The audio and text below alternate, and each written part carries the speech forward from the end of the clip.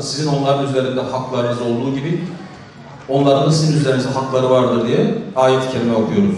Veya kısaca mesela وَعَاشِرُهُنَّ بِالْمَعْرُفِ diye, yani onlarla iyi geçinin diye ayet okuyoruz. Veya kendinizi ve evlerinizi yakıtı insanlar ve taşlar olan işte ateşten sakındırın, koruyun diye ayet okuyoruz.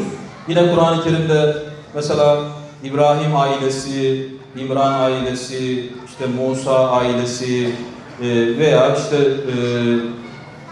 Zekeriya Aleyhisselam'ın ailesi veya kadınlar olarak diyelim ki Lut'un karısı, Nuh'un karısı veya Meryem gibi birçok aile örnekleri buluyoruz. Yine gerek işte aileyi özellikle ilgilendiren mehirle ilgili, nikahla ilgili birçok ahkam, birçok hükümde okuyoruz Kur'an-ı Kerim'de. Bunları ne kadar uzakta, bunlardan ne kadar hükümler çıkarılsa da, bunların işte pratize edilse de şunu unutmamak lazım ki tarihin hiçbir döneminde en örnek hanelerde bile aile sorunları olmuştur. Hz. Zeyd ile Zeynep'in kavgaları aylar sürmüştür. Hz. Zeyd gibi büyük bir sahabeyle Hz. Zeynep gibi daha sonra annemiz olan kavgaları aylar sürmüştür. Hz. Muhammed Mustafa sallallahu aleyhi ve sellem hanımı Hafsa'yı boşamış ancak Cebrail aleyhisselam engel olmuştur. Yani şunu demek istiyorum. Hiçbir zaman en mükemmel, yani örnek olarak gösterilen en mükemmel hanede bile bu sorun bitmeyecek. Yani sıfır bir sorun, yani bitmiş bir aile problemi olmayacak hiçbir zaman. Aileyi toplumun direği olarak tarif ediyoruz. Çekirdeği diyoruz. Peki dinin direği ne? Namaz. Namaz. O zaman aslında toplumun direği aile, ailenin direği de namaz olmalı. Ailenin direği namaz olmalı. Dinin direği ailede de olursa işlerimiz kolay olur. Bakın az önce aile dedik. İbrahim ailesi sayıyor Kur'an-ı Kerim. Hazreti İbrahim'in duası var. Az önce slaytta söyledi. Rabbi cealni muqime salati ve min zurriyeti dedi. Rabbim beni de, ailemi de, neslimi de namaz kılanlardan eyle diye dua etti değil mi? وَأْمُرْ اَهْلَكَ بِالصَّلَاةِ diyor ayet-i kerime. Yani ailene namazı emret. Senin işin ailene namazı emretmek olsun. Ailene namazı tavsiye et demiyor. Ailene namazı sevdir demiyor.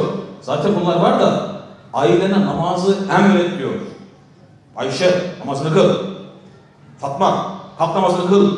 Ali kalk kıl. Bu şekilde emret yani. Emret diyor. Ve emur ehleke bis salah. Ailede namaz olmazsa olmaz. Niye olmaz? Ailede namaz düzgün kılınırsa, gereği gibi kılınırsa, inan o bugünkü bahsettiğimiz sorunların çoğu uçar gider, azalır, kaybolur. Niye? Şimdi ondan bahsedeceğim de.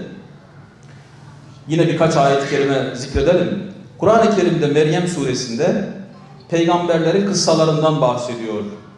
Sonra ne diyor? فَخَلَفَ مِنْ بَعْدِهِمْ خَلْفٌ اَضَاعُوا الصَّلَاةَ وَاتَّبَعُوا الشَّهَوَاتِ وَسَوْفَ يَلْقَوْنَ غَيَّا. O peygamberlerden sonra diyor bir nesil geldi, bir kuşak geldi. اَضَاعُوا الصَّلَاةَ namazı zayi ettiler.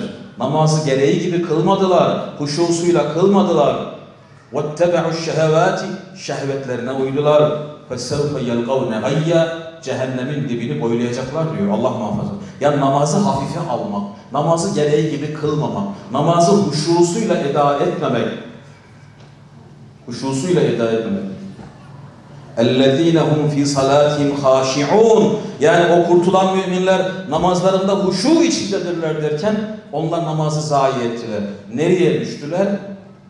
فَوَيْلُ لِلْمُصَلِّينَ diye yazıklar olsun konumuna düştüler. Bakın Suudi Arabistan'da namaz kılıyorlar. Öyle güzel namaz kılıyorlar ki. Dolu camileri. Ama namazı ikame etmiyorlar. Sadece kılıyorlar. O yüzden اَقِمِ الصَّلَاةِ يُقِيمُونَ الصَّلَاةِ namazı dikerler. İkame direği dikmek demek. Yani ayağa kaldırırlar demek.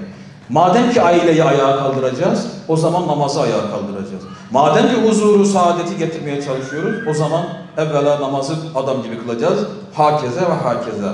Şimdi namaz kılan bir ailede ne olur? Evvela kulak verme gelişir. Kulak verme. Niye? Çünkü ezana kulak verecek. Vakte kulak verecek. Kulak veren kişi erkek ise kadına kulak vermeye başlayacak. Kadına kulak verecek. Kadını dinleyecek. Çünkü bu ezan dinliyor. Ezan dinleyen birisi kadına şöyle diyemez. Ya yeter sus be kadın. Dır edip duruyorsun, kafamı şişirdin diyemez. Dinler o kadını. Çünkü bu ezan dinliyor bu adam.